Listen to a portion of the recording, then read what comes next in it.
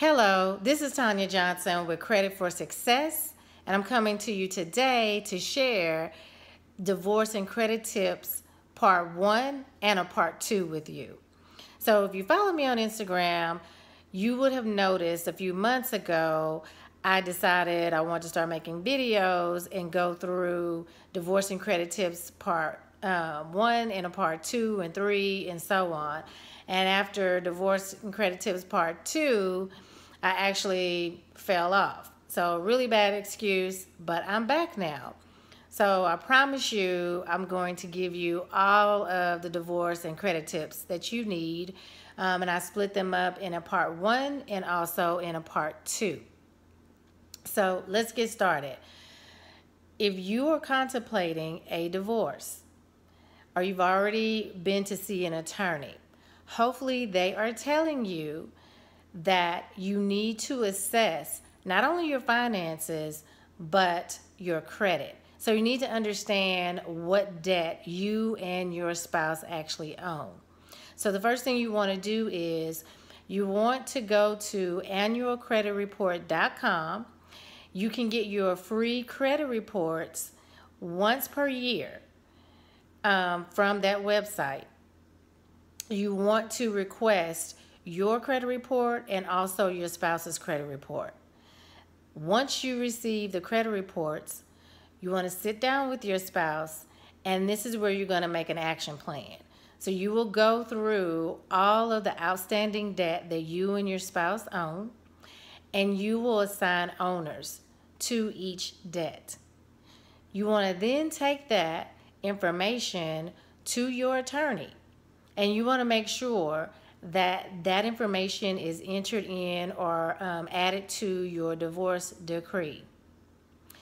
The other thing you want to know is, even though your spouse may agree to be responsible for a debt, you may have to pay on that debt if, after your divorce, your spouse is not keeping up his or her part of the bargain. The next thing that you want to do is you want to make sure that if you have a joint checking account, you want to see if it can be closed. If it cannot be closed or transferred into an individual account, you want to ask the bank to freeze it, because you don't want to be responsible for any charges after your divorce.